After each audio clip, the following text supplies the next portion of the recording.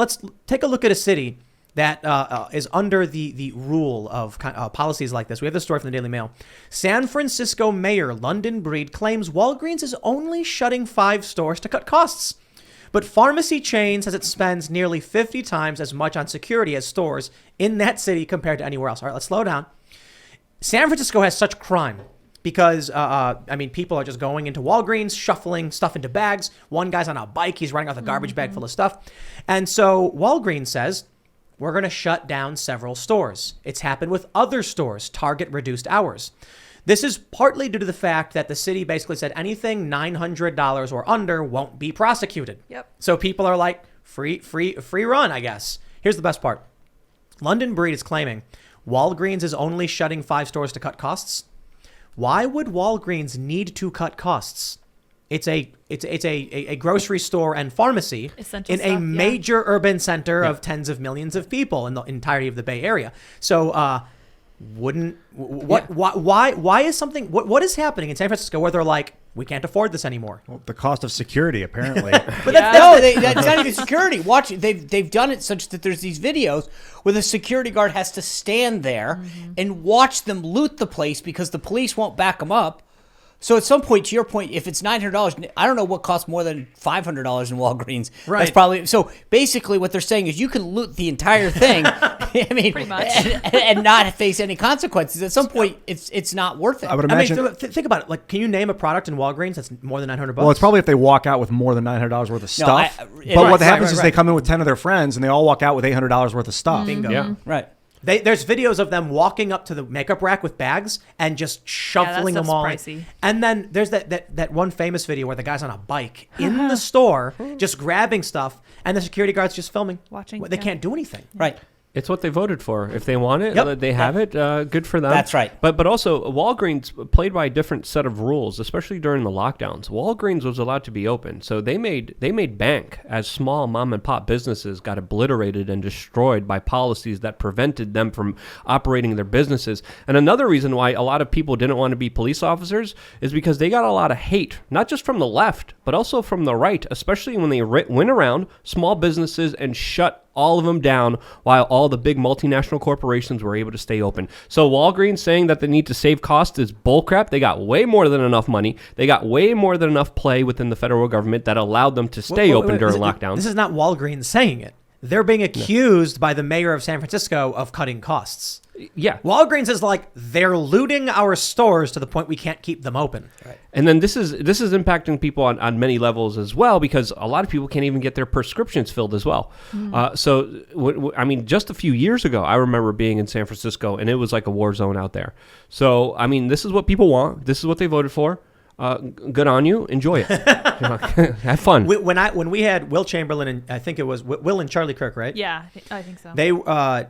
I basically had a similar approach. I was like, well, if people vote for this, then let them have it. And their response was, it's a very libertarian answer, as it said to me. They said they were conservatives and they feel the law should be enforced equally for all people. The libertarians are the ones who are like, well, if you vote for it, that's what you get. I thought that was a really, really great point. We can't tolerate lawlessness in a city, even if people they're not voting for the crime. They're voting for policies that enable it. Right. So the crime still needs to be stopped. Well, the problem, too, though, is, let's face it, if you voted, let's say you actually do vote because you want lawlessness, but I don't. Should I have to bear the consequences of someone's vote? And that's the problem, is that San Francisco, until it's 100%, you're basically screwing everybody else who wants to live there in peace and not have their stuff taken, get punched in the face. That's the new normal. That's what usually happens. This is a great purge. Think about it. With the vax mandates, you've got cops who refuse to enforce or abide by are quitting. Law enforcement across the board, first responders, military saying no to this stuff, officers resigning, those who can. And then you have in cities, what's going to happen? Maybe you're a moderate, maybe you're even a Democrat, and you hear they're doing vax mandates. And like you said, the polls show that most Democrats don't even agree with it. They're going to leave. Right. They're going to move to Texas. They're going to move to Colorado. They're going to leave these heavily blue areas, making them even more heavily blue. Exactly. 100%. I was going to say, this is the exact same problem you see with the police force. When the good officers leave because they're like, I will not enforce something unconstitutional, you're left with police who will do anything. It's exactly the same in cities. If you force people who are moderate and even remotely conservative out of your city, you're just going to end up with seriously spiraling crime and like. It sounds great for them, doesn't it? That's I'm what they imagining want, I guess. Bill de Blasio Right? is like, how do we get rid of conservatives There and you go. moderates? That's just- I know, do things that are unconstitutional and egregiously bad, and the Democrats just accept it, I guess. They're going to watch CNN. We're good. Yeah. Stupid policy. It doesn't equate as liberalism to me. I don't know what these people are. Or if it's just like endemically idiotic and like addictive because like they see one mayor do it in another city on the internet. They're like, I'm going to try it now in I my think that city. they're responding to what Tim was talking about on the Twitter example, that these guys think that somehow that vocal minority on Twitter is a majority, and it's not. And that's the problem, is that they think that they are, by giving into them, that they are doing the popular thing, but they're just giving into a very, very loud minority. You know, I'll be interested to see what happens in next year in the midterms, because we had this state seat in Iowa flip Republican. Mm-hmm. There's some speculation, for a lot of reasons, the Republicans are going to sweep in the House and maybe even the Senate. But I don't know, man. I'll believe it when I see it. I'll tell you what, I'll take it one step further. I think that if Republicans just literally sat under a table and breathed for the next, 13 months, they will win. They need 6 seats. They're going to get 2 in Texas because of the 2 new districts. They get 1 in Florida, and there's a handful of others that are easily flippable because of redistricting. What I'm more interested in is, on January 7th, 8th, or whatever the day that new Congress sworns in, are the Republicans, especially in the House, going to put forward an agenda that is reflective of what the people and the grassroots really have asked for? No. Absolutely No, not. but okay, but that's my point. Right. Is that this is what worries me, is that finally there's an opportunity. Never have the lines been so clear. This, between watching the difference between Trump and Biden and watching the difference between these mayors that we're all talking about now. If you don't get it now, you're never going to get it, right? And so if Republicans in the House don't look at this opportunity and say, we got it, then they've blown it. Big Primaries. I think people got to make sure they're paying attention to the Republican primaries and making sure establishment do-nothing Republicans don't win. I thought Mike Gravel was pushing this thing called the National Initiative, that it would have given the American people a fourth branch of government. It would have given us the opportunity to write laws and pass them into the Senate.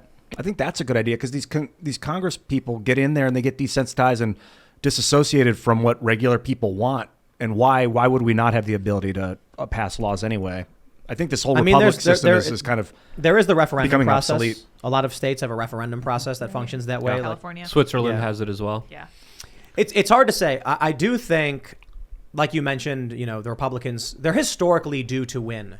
Yes. Because of the unpopularity of Biden, and then we look at the historical trends. But I'm just not convinced, because like you said, if you don't get it now, you're never going to get it. There are a lot of people who are never going to get it. Now, there's a lot of reasons to think that things might flip. Interestingly, in the last election, Republicans overperformed. It was to the polls. It was crazy. Like Miami going red. Yeah. South Texas. All these areas. I want to believe. First, I want to believe that Republicans will take back the House, and I would love to believe, but I can't, that they would actually impeach Joe Biden for like all the Ukraine stuff. And I mean, the dude's got Literally scandals. everything. Yeah, Yeah. not the emails that have come out, him meeting with Hunter Biden's partners, sharing bank accounts. I mean, come on. Tim, you know what the Pick problem one. is that every time, the only time that I've actually, if you think back, the only time they've ever done anything effective is after 94, when there was a contract with America, and they said, we're going to do these things. And for 100 days, they did it. And then after it was like, where do we go? But if they don't get it now, then I think that they're going to lose trust for a really, really long time. I don't know how you get it back, because enough of this stuff has happened. And I think that if what I've started to do is, as I bring people on the show, I'll say, are you committed to doing something if you get back the majority? Because they need to be held accountable. Yes. And that's the problem right now, is they're going to get a pass. And I think that we need to start, what does that agenda look like? You know what the problem is? If someone, I'll start with this. Republicans, when polled, have a negative view of the Republican Party. Democrats, when polled, have a positive view of the Democratic Party. Democrats watch CNN and they believe everything they're told. They watch Rachel Maddow. It is insane the amount of lies pumped out through those networks all day, every day. And people just believe it, even when it contradicts itself.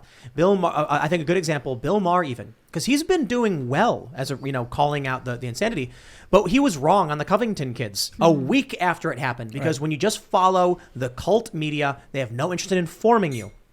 Now, the problem here is people are just going to blindly follow mainstream media. Republicans won't. So if I go to someone on the right and ask them a legitimate question and they're honest about it, they will get destroyed in the media because it'll be twisted and skewed. And then you can get someone, in the Biden administration to literally break their own rules, like, Biden, for instance, and they ignore it completely. So I've been talking, I talk to regular people all the time. I mean, just like, going out, going to the hardware store, people who don't know who I am and just see how things are going. And a lot of them are just like, I have no idea what's happening. But they know Trump was bad. That's all they know. Because they hear this stuff, from secondhand. But I told someone today, Tim, that imagine sitting in your house and turning on the television and someone says it's raining. And to your point, you trust it because, well, the weatherman or person is on television saying it's raining. But then walking outside and being like, wait a second, there's moisture coming down and I'm getting wet. That's what's happening right now in America, is that you turn on the morning shows or CNN or what have you, and you are told certain things. And you go, well, I'm supposed to believe them because why would they lie or mislead us? And yet they're not accurate. You look at what's happening right now with our economy, with Afghanistan, with all the stuff that this administration tells us. And yet the mainstream media's complicity in promoting the agenda and the policies of this administration is so corrupt. And it's so undermining to the professional journalism that it is literally like sitting inside your house and having someone tell you it's raining on it's sunny on a rainy day. I posted this photo on Instagram. I can't pull it up unless I log in, but it shows, I think it's like CBS and Fox News during Gordon Sondland's testimony. And they're two TVs side by side in a gym. Oh, yeah, I remember On that. one, it says Sondland confirms quid pro quo. On Fox News, it says Sondland confirms no quid pro quo. Amazing how this happens. But the funny thing is, I wrote a post saying Fox is actually correct. Gordon Sondland said, Trump told me there is no quid pro quo, but in his opinion, he kind of felt like there was one. Opinion is not confirmation, when the exact quote from the president was, don't. Right. But they'll frame it the way they want. Thanks for checking out this clip from the Timcast IRL podcast. If you want to see the full show, come back to this channel, youtube.com/TimcastIRL, Monday through Friday at 8 p.m., where you can leave comments and super chat, and we actually will read your comments on the show. Don't forget to like, share, subscribe, and if you want exclusive members-only content, segments you can't get anywhere else, go to timcast.com, become a member, and we even have full bonus episodes. Thanks for hanging out, and we'll see you all next time.